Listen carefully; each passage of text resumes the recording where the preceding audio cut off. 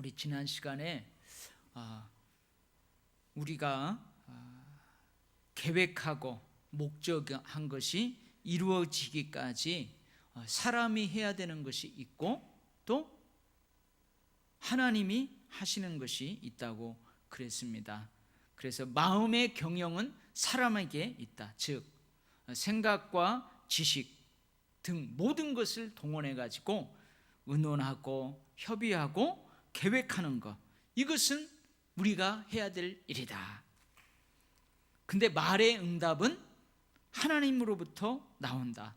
아무리 탁월한 생각을 가지고 인간이 계획을 한다 할지라도 그 결과는 하나님께 달려있다. 그래서 어떻게 한다고 그랬어요? 이제 맡겨야 돼요. 인도하시는 하나님께 순종하며 나가야 돼요. 그 계획이 진행되는 과정에서 말씀과 기도 중에 성령의 간섭하심을 허해야 돼요. 언제든지 우리가 성령님의 간섭에 열려 있어야 된다. 우리가 그 내용을 함께 은혜로 나눴어요. 오늘은 교만과 겸손이라는 제목으로 오늘 18절 19절 말씀을 중심으로 함께 은혜를 나누도록 하겠습니다. 자, 18절 말씀을 같이 읽습니다. 교만은 패망의 선봉이요 거만한 마음은 넘어짐의 앞잡이니라. 19절 말씀, 겸손한 자와 함께하여 마음을 낮추는 것이 교만한 자와 함께하여 탈취물을 나누는 것보다 나으니라. 이 19절 말씀, 앞에 교만한 자, 뒤에 마음을 낮추는 자가 있잖아요. 근데 이 앞에 겸손한 자는 누구를 말하냐면 가난하고 천대받는 사람을 지칭합니다. 가난하고 천대받는 사람, 어떤 사람한테도 사람 대접을 못 받는 사람, 여러분 그런 사람들과 마음을 함께 한다는 것이 어려운 거죠. 근데 그러한 사람들과 마음을 함께하여 그 사람들을 이해하고 그 사람들의 눈높이로 내려가는 것, 그것은 겸손한 거라는 거죠. 마음을 낮추는 거라는 거예요. 근데 그런 것을 누가 하려고 하지 않는다는 거죠. 오히려 사람들은 뭘 좋아해요? 교만한 자와 함께 탈취물을 나누는 것을 더 좋아한다, 그 말이에요. 그러니까 이런 거죠. 많은 사람들한테 존경받고 또 많은 사람들의 선망의 대상이 되는 사람하고 같이 있기를 원해요. 그 사람하고 친분을 쌓기를 원해요. 그리고 그 사람으로부터 떨어지는 그 콩고물이 더 좋다, 그 말이에요. 여러분들 가만히 생각해 보세요. 한번 여러분들 가운데 검찰총장을 내가 잘 알아요. 검찰총장을 잘 알아. 내가 법무부 장군을 잘 알아요. 아주 친분이 두터워요. 그 가족하고 그 가문하고 아주 친분이 두터워요. 그리고 또 내 동네에 사는데 이분은 너무나 가난하게 살아. 직업도 변변치 않아. 그래서 늘 사람들한테 천덕꾸러기처럼 그 천대를 받으면서 살아요. 그러면 여러분, 사람들한테 여러분들이 누구를 자랑합니까? 내가 저 사람하고 친구다. 내가 저 가난하고 천대받는 천덕꾸러기하고 친구다. 아주 가까운 사이다. 여러분, 그거보다도는 내가 검찰총장하고 법무부 장관하고 더 친분이 있고 그 가정하고는 오랫동안 허물없이 지내는 사이다. 여러분, 뭘 좋아해요? 사람들은 후자를 좋아하는 거죠. 근데 오늘 성경 말씀은 가난하고 천대받는 자와 함께해서 자기 마음을 낮추는 것, 그 겸손하게 하는 것, 그것이 저 잘되고 존경을 받고 영광받는 사람들과 함께 그 삶을 나누는 것보다 더 낫다, 그래요. 참으로 힘든 말씀을 하시는 거죠. 자, 그래서 오늘은 교만함에 대해서 함께 먼저 은혜를 나누는데요. 교만은 뭐래요? 18절에 보면 교만은 패망의 선봉이래요. 선봉이 무슨 말이에요? 그 뒤에 나오는 앞잡이라는 말이에요. 교만은 나를 망하게 하는데 제일 앞장서는 것이 교만이다 그 말이에요. 거만한 마음도 마찬가지예요. 거만한 마음이나 교만한 마음이나 똑같은 말이에요. 거만한 마음은 나를 망하게 할 뿐만 아니고 나를 넘어지게 한다는 거예요. 잘 인생의 길을 달려가게 하는 게 아니고 인생의 길에서 자꾸 넘어지게 한다는 거예요. 그 넘어지게 하는 앞잡이래요. 선봉이래요. 자, 그러면은 여러분, 저 사람 참 교만하다, 저 사람 참 교만하다고 할 때 어떤 사람을 교만하다고 해요? 잘 모르시죠? 여러분 주위에는 교만한 사람이 없으니까. 어떻게 할 때 저 사람을 교만하다고 하냐면 잘난 체 할 때, 쥐뿔도 없으면서 막 잘난 체 하는 사람이 있어요. 그 사람 되게 교만하다고 그래요. 그 다음에 쥐뿔은 있어, 능력은 있어요. 자기에게 능력이 있어요. 근데 그 능력을 막 과시하는 거야. 능력을 과시해요. 그리고 자기를 최고로 여기면서 막 자랑을 해. 이 교만한 사람이. 여기서 능력이 있다는 말은 예를 들면 내가 100억 부자예요. 100억 부자야. 여러분 100억 부자가 할 수 있는 능력이 많습니다. 그죠? 근데 어떤 100억 부자는 뭐 그냥 그러려니 해요. 사람들한테 자기가 100억대 부자라는 거 과시도 안 하고 뭐 그냥 평범하게 그렇게 살아요. 근데 어떤 사람은 막 100억대 부자라 갖고 그것을 과시하고 막 자기 이 세상에서 최고의 부자로 막 자랑하고 그런 사람이 있다면 그런 사람을 교만하다고 한다 그 말이에요. 교만하다고 하는 사람 뭐라고 하냐면 막 우쭐거리면서 남을 깔보는 거예요. 자기를 상대방보다 높게 평가하고 높게 여기고 우쭐거려요. 우쭐거릴 수는 있어. 그래, 네가 능력이 있으면 뭐 우쭐거릴 수도 있죠. 근데 그것을 넘어서서 어떻게 해요? 그냥 자기만 우쭐거리면 모르는데 상대방을 깔보는 거죠. 상대방을 깔보는 거예요. 이거 교만하다고 하는 거예요. 그래서 교만한 사람 뭐라고 해요? 건방지다고 하고. 그렇죠. 건방지다. 저 방자하게 행한다.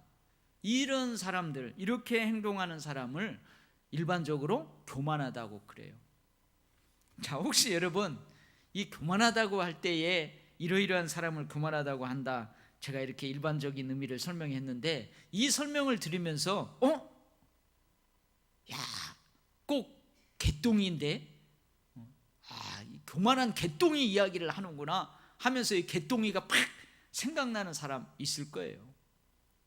근데 여러분 우리에게도 이런 모습이 있을 수 있어요. 잘난 체하고 그냥 능력이 있으면 있는 거지 그걸 과시하면서 자기를 최고로 여기면서 남을 뭐 우쭐댈 수는 있지. 근데 그 우쭐댐을 넘어서서 막 상대방을 깔보고 그래서 건방지게 행동하고 방자히 행동하는 그런 모습이 누구에게나 다 있다 그 말이에요. 그것을 잘 다스리지 아니하면 결국은 그것 때문에 그 사람 망한대요. 결국은 그것 때문에 인생의 여정에서 넘어지고 깨지고 많은 아픔을 겪게 된다 그 말이에요. 근데 여러분 이 교만하다는 성경적인 의미는 일반적인 의미하고 조금 달라요. 교만하다는 성경적인 의미는 무슨 말이냐면 하나님과 비교해서도 자기가 스스로 잘난 체 하는 거예요. 여러분 인간하고 비교하면서 자기가 잘난 체하고 우쭐대고 그 비교한 그 인간을 자기보다 낮게 여기고 깔보고 무시할 수는 있어요. 근데요 성경에서는 교만하다고 하는 의미가 어떤 의미냐면 하나님보다 잘난 체 하는 거예요. 여러분 목사님 이 세상에 하나님보다 잘난 체 하는 사람이 누가 있어요? 그렇게 생각할 수 있죠. 근데 하나님보다 잘난 체 하는 사람이 있을 수 있다는 거예요. 하나님보다 스스로 잘난 체 하는 사람은 어떤 사람이냐면 하나님을 신뢰하지 않는 사람이에요. 하나님을 믿지 않는 사람이에요. 여러분 하나님 안 믿고 예수 안 믿는 사람은 교만하기 때문에 안 믿는 거예요. 그러면서 뭐라고 그래요? 대부분 내 주먹을 믿으라 그러는 거죠. 하나님보다 자신을 더 신뢰하는 거예요. 그래서 이 교만한 사람들은 뭐라고 그래요? 하나님을 믿는 사람들은 힘이 없어서 하나님 믿는다고 그래요. 힘이 없는 사람, 아니 하나님을 믿는 사람은 가진 것이 없는 사람들이 하나님을 믿는다고 그래요. 그 자기는 뭐예요? 가진 게 있다는 거죠. 하나님보다 더 잘난 체를 해요. 그래서 자기는 하나님의 은혜도 필요 없고 하나님의 도움도 없다고 생각하는 사람이에요. 그러면서 어떻게 해요? 하나님을 두려워하지 않습니다. 하나님을 두려워하지 않아요. 그러니 하나님께서 창조하신 사람도 존중하지 않는다 그 말이에요. 그러면 이게 성경적인 의미의 교만하다는 말이에요. 그래서 이런 사람들은요, 하나님과 관련된 것들을 함부로 해요. 무시를 하는 거죠. 예를 들면 교회, 여러분 그래도 하나님을 무서워하는 사람, 그래도 하나님이 두렵고 떨리는 사람, 그런 사람은요 교회 함부로 안 해요. 자기가 비록 하나님을 안 믿고 예수를 안 믿어도 교회 함부로 하지 않아요. 제가 언젠가 한번 얘기했잖아요. 제가 청년 때에 그 마을에 오랫동안 교회가 없었어요. 몇십 년 동안 교회가 없었어요. 그래서 그 마을 사람들이 교회라는 곳을 가본 적이 없고 교회가 어떻게 생긴지도 몰라요. 근데 그 동네에 반대를 무릅쓰고 한 전도사님이 들어와 가지고 조그만한 초가집을 사서, 그것도 속이고 샀어요. 교회라고 하면은 그 오랫동안 하나님 안 믿고 그냥 토속 신앙으로 살았던 사람들이 안 팔 거 아니에요. 그래서 그걸 사가지고 그 교회를 시작했는데, 우리가 청년 때 그 교회에 가가지고 이제 봉사를 하면서 전도를 같이 했어요. 그래서 그 큰 동네에 화장실 구더기 생기지 말라고 뭐 약도 쳐주고, 풀도, 동네 풀도 깎아주고, 그 동네 여름에 수박 딸 때 수박도 따주고, 그리고 저녁에는 그 삼계탕도 끓여놓고 동네 어르신들 초청해가지고 삼계탕도 대접하고, 그리고 막 부채춤도 추고 태권도 막 하면서 그 동네 잔치도 하면서 그분들 이렇게 했어요. 근데 제가 한번 얘기했잖아요. 그분들이 와요. 와. 근데 교회가 대체 어떻게 생겼는가? 그래가지고 그 교회 예배당 문이 딱 닫혀 있는데요, 힐끗힐끗 가까이 가지는 못해요. 이분들이 가까이 가지는 못하고 무서워가지고 이 교회가 뭔가 하고 문틈을 이렇게 보는 거예요. 근데 제가 그것을 보고는, 어메, 저 교회 안에 무리들 옷 가지며 봉사하면서 여름에 빨아가지고 그 옷 말리려고 거기다 옷도 걸어놓고 우리 짐도 막 함부로 놓았는데, 야, 저 사람들이 이 교회가 저런 곳이 하면 어떨까? 그래가지고요, 제가 프로그램 할 때 한두 사람 가가지고 거기 예배당 가가지고 탁탁탁 정리해 놓은 그 경험이 있어요. 교회를 함부로 할 수 없어요. 하나님을 두려워하는 사람. 근데 교만한 사람은 교회를 함부로 해요. 그리고 교만한 사람은요, 목사, 장로 필요 없어요. 존경 안 해요. 무시해요. 성경도요, 무시한다고요. 이게 성경적인 의미에서의 교만한 사람이에요. 하나님보다 스스로 잘났다고 생각하는 사람. 그래서 이 사람들의 특징은 뭐예요? 하나님 없이 살아가요. 하나님이 없다. 하나님이 지켜보지 않는다. 그래서 이 사람들은 하나님 없이 삶을 마음대로 살아가요. 하나님의 말씀도 마음에 두지 않아요. 당연히 하나님의 말씀 두지 않죠. 주의 법을 따르지 않아요. 하나님의 말씀을, 성경 말씀을 하나님의 말씀으로 지엄하게 받아들이지 않아요. 그래서 나아가서 어떻게 해요? 하나님을 대적해요. 자기 힘으로 하나님을 대적할 수 있다고 생각하면서요, 막 그런다 그 말이에요. 이게 성경에서 나타나는 교만한 사람들의 특징이라 그 말이에요. 그래서 여러분, 교만한 사람들의 결과는 어떻게 될까요? 그래서 이 교만과 관련된 하나님의 말씀을 제가 쭉 한번 읽어볼 테니까 다른 말씀들을 읽어볼 테니까 들어보십시오. 이미 잠언 11장 2절에서 나왔어요. 교만이 오면 욕도 온다. 욕을 먹는데, 교만한 사람은 결국은 욕 안 먹고 막 그럴 것 같은데 나중에는 욕 먹는데요. 그 다음에 잠언 13장 10절, 교만에서는 다툼만 일어날 뿐이다. 그러죠. 내가 최고인데 저 사람 의견 안 따르는 거예요. 그러니 어떻게 해요? 서로가 자기가 잘났는데, 서로가 자기가 최고인데 당연히 다툼만 일어난대요. 잠언 14장 3절, 미련한 자는 교만하여 입으로 매를 자청한다. 아까 교만한 사람이 욕을 먹는 것처럼 교만한 사람은 그 매를 자청하는 거래요. 그 다음에 잠언 15장 25절, 여호와는 교만한 자의 집을 헐어버리신다. 아유, 무서운 말씀이죠. 잠언 16장 5절, 무릇 마음이 교만한 자를 여호와께서 미워하신다. 미워하시는 것이 옛 7가지가 있는데 그 중에서 교만한 사람을 하나님이 미워하신대요. 그리고 잠언 18장 12절, 사람의 마음의 교만은 멸망의 선봉이다. 오늘 16장 18절 말씀하고 동일한 말씀이에요. 눈이 높은 것과 마음이 교만한 것은 다 죄다. 잠언 21장 4절 말씀, 사람이 교만하면 낮아지게 된다. 그러죠. 참 저도 못됐죠. 여러분, 교만한 사람한테는요, 사람들이 교만하게 돼요. 저 사람이 교만하고 교만하게 나오잖아요. 그러면요, 우리도 막 그렇게 돼요. 자꾸 저 사람 끄집어내려고 하고요, 그 교만하게 행하는 거 인정하지 않아요. 결국은 그 사람 낮아지게 된대요. 잠언 29장 23절 있고, 잠언 3장 34절 말씀에는 하나님은 거만한 자를 비웃으신대요. 하나님보다 스스로 잘난 체 하는데요, 하나님이 그런 모습을 보면서 비웃는데요. 하나님을 두려워하지 않고 하나님과 관련된 것도 함부로 하고 그러면 비웃는데요. 그 다음에 야고보서 4장 6절 말씀, 하나님은 교만한 자를 물리치신다.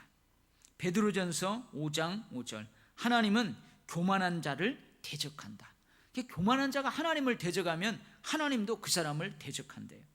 집을 헐어버려, 대적해서 집을 헐어버리고 그 사람 물리쳐버리고 비웃고 그런다는 거예요.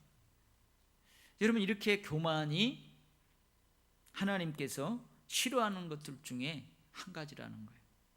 자, 그러면 이제 겸손에 대해서, 여러분, 하나님이 교만을 싫어하니까 겸손은 또 좋아하시겠죠. 그럼 겸손하다, 여러분, 저 사람은 참 겸손해, 저 사람은 참 겸손해 할 때 어떤 사람을 겸손하다고 그래요? 남을 존중하고 자기를 내세우지 않는 사람이에요. 그죠? 늘 이렇게 상대방을 존중하는 사람이 있어요. 아니, 가식적인 것이 아니고 어쩔 수 없이 자기에게 뭔가 이 사람을 존중해야만 자기에게 이익이 오고 이 사람을 높여줘야만 자기에게 어떠한 득이 오기 때문에 그러는 게 아니고, 진짜로 저 사람, 특정한 어떤 사람뿐만 아니고 모든 사람들을 존중하고 자기를 내세우지 않는 사람, 이 사람이 겸손한 사람이래요. 자기를 낮출 뿐만 아니고 상대방을 인정하고 상대방을 높여주는 사람, 그 사람이 겸손한 사람이에요. 그러면 성경적인 의미에서 겸손하다는 말은 뭐냐? 뭘 것 같아요? 이것도 하나님하고 관련이 있어요. 자기의 죄성을 인정하는 사람이에요. 나는 죄인입니다. 그 자신의 한계를 인정하는 사람. 제가요, 요즘 깨닫는 게 많이 있는데, 내가 하나님 앞에 나의 의를 가지고 있었구나, 그런 생각을 많이 했어요. 특별히 지금 마태복음 새벽에 보면서, 여러분, 제가 삶을 살아오면서 죄를 지었으면 얼마나 큰 죄를 지었겠어요. 막 사람을 두드려 패서 뭐 죽였겠어요? 아니면 뭐 했겠어요? 그러니까 내가 하나님 앞에 죄인이라는 그 죄성이 있으면서도 한편으로는 나는 그동안 신앙생활 잘해왔고, 최소한 하나님 앞에 망가지지 않고 잘 살았지 하는 이 나의 의로움이 있더라고요. 근데 마태복음 산상보훈을 읽으면서 내가 철저히 깨어지는 거예요. 자기가 한번 깨어져 보면, 여러분, 하나님의 은혜가 얼마나 큰 줄 알아요. 예수 그리스도의 은혜가 얼마나 큰 줄 알아요. 예수 그리스도가 없으면 진짜 나는 죽는구나, 그것을 절실하게 깨닫게 돼요. 이게 이제 겸손한 사람이에요. 성경적인 의미에서 겸손한 사람이에요. 자신의 죄성을 철저히 인정하고 자신의 한계를 철저히 인정하는 사람이에요. 그래서 나 스스로는 살 수 없구나, 나 스스로는 이 죄의 문제를 해결할 수 없구나, 나 스스로는 이 한계를 뛰어넘을 수 없구나. 그래서 더욱더 하나님을 의지하는 사람, 하나님의 은혜와 도우심을 구하는 사람, 이 사람이 성경적인 의미에서 겸손한 사람이에요. 그래서 하나님을 늘 경외해요. 그러니 어떻게 해요? 하나님과 관련된 것도 조심해요. 교회에 대해서 함부로 하지 않아요. 목회자나 장로님들에 대해서도 함부로 하지 않아요. 교인들에 대해, 예수 믿는 그리스도인들에 대해서 함부로 하지 않아요. 성경에 대해서도 함부로 하지 않아요. 이게 성경적인 의미에서 겸손한 사람이에요. 자, 그러면 여러분들한테 한번 제가 질문을 할 테니까 한번 생각을 해보세요. 겸손하지 않다, 저 사람은 참 겸손하지 않아, 이게 나쁜 말일까요? 나쁜 말도 아니고 좋은 말도 아닐까요? 저 사람은 겸손하지 않아. 여러분, 겸손하지 않은 것이 반드시 교만한 것은 아닙니다. 여러분, 겸손하지 않은 것이 반드시 교만한 건 아니에요. 겸손하지 않다는 말에는 교만하지도 않고 겸손하지도 않다는 의미가 내포되어 있어요. 예를 들면 저에게 그럴 능력이 있어요.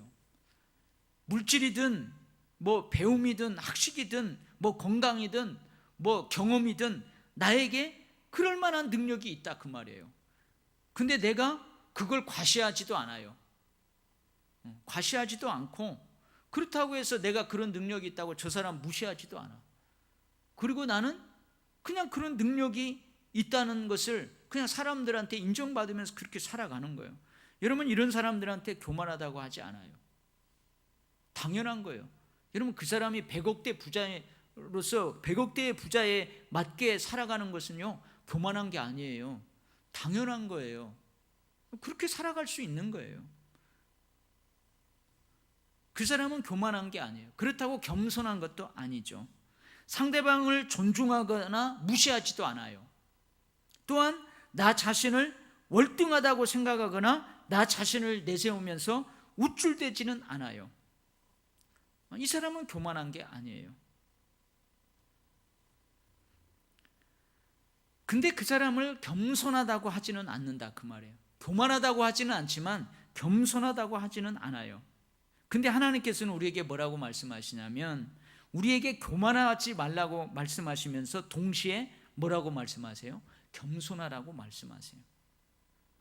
교만하지 않고 그냥 그렇게 살아가는 거, 그것을 하나님이 원하는 게 아니고, 네가 이만큼 살아갈 능력이 있고 네가 이만큼 그렇게 할 수 있는 여러 가지 것들이 채워져 있어요. 그러면 그렇게 그 수준에서 교만하지 않고 살아가는 거, 그것을 하나님이 원하는 게 아니고, 그 수준에서 좀 낮은 모습으로 살아가는, 겸손한 마음으로 살아가는, 그것을 원한다, 그 말이에요. 할렐루야. 그래서 여러분, 겸손하지 않다는 말의 의미, 그 사람이 나쁘다 그런 의미가 있는 건 아니에요. 그냥 교만하다 그런 말도 아니에요. 그냥 거기에 맞게 살아가는구나, 그게 나쁜 게 아니에요. 근데 하나님께서는 우리에게 적극적으로 겸손하게 살아가라, 그렇게 말씀하신다, 그 말이에요.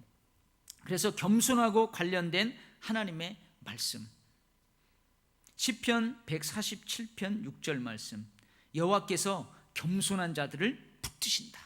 할렐루야. 붙들어 주신대. 여러분, 내가 이만큼의 그 능력이 있어요. 그러면 이만큼의 능력으로 그 수준에서 그렇게 살아가요.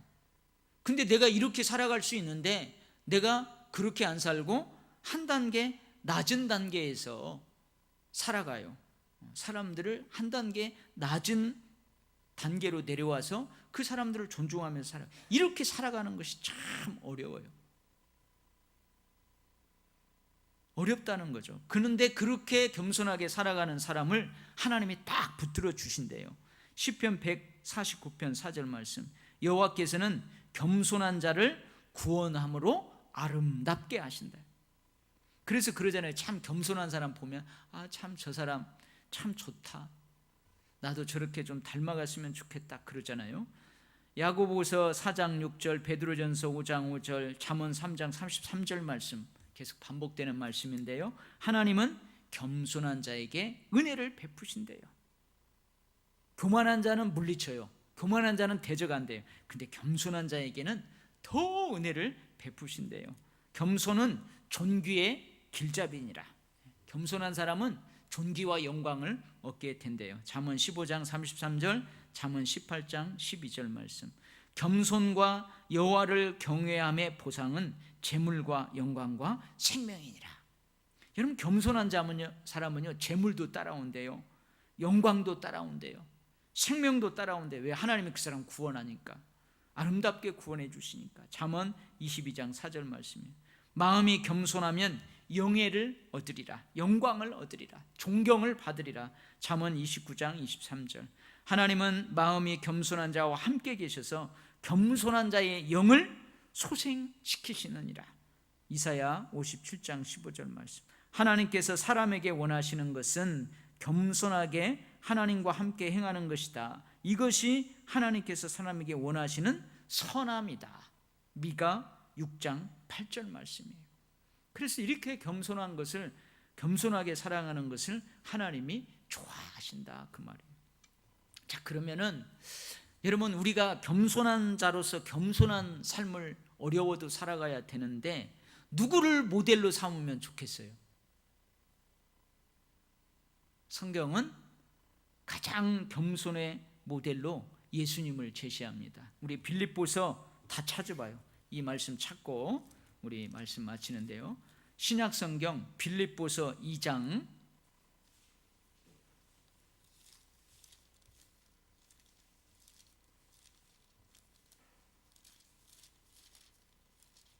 에베소서 다음에 빌립보서예요.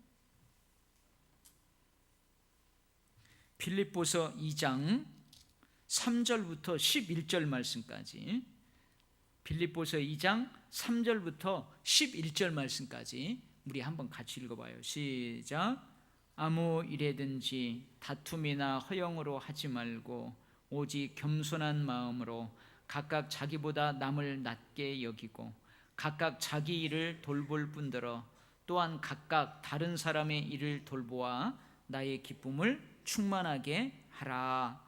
너희 안에 이 마음을 품으라. 곧 그리스도 예수의 마음이니 그는 근본 하나님의 본체시나 하나님과 동등됨을 취할 것으로 여기지 아니하시고 오히려 자기를 비워 종의 형체를 가지사 사람들과 같이 되셨고 사람의 모양으로 나타나사 자기를 낮추시고 죽기까지 복종하셨으니 곧 십자가에 죽으심이라.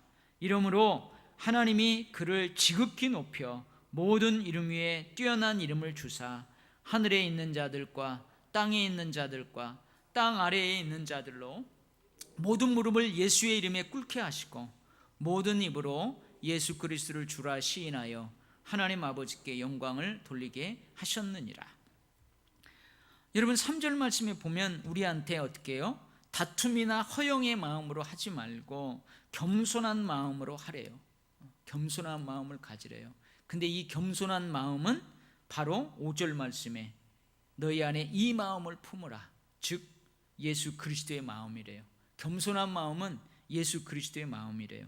근데 거기에 설명할 필요도 나와 없죠. 예수님은 하나님의 본체시란 말이에요. 하나님의 높고 높은 보좌에 함께 동등하게 앉아 계실 수 있는 분이라 그 말이에요. 예수님이 능력이 있다 이 말이에요. 이만큼, 우리하고는 차원이 다른 이만큼. 여기에 우리 지구상에서 가장 높은 산이 어디예요? 저는 백두산, 저기 대청봉, 한라산, 우리나라에서 거기가 높잖아요.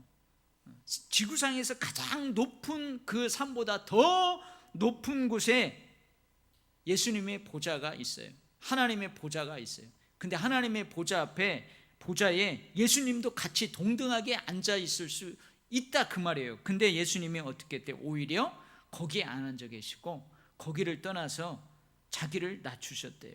어디까지요? 인간이 낮아질 수 있는 그 밑바닥까지 낮아지셨는데, 그게 뭐냐면 종의 형체를 가졌대요. 하나님이 여러분 종의 형체를 가졌다. 이건 있을 수 없는 일이잖아요. 상상할 수 없는 일이죠.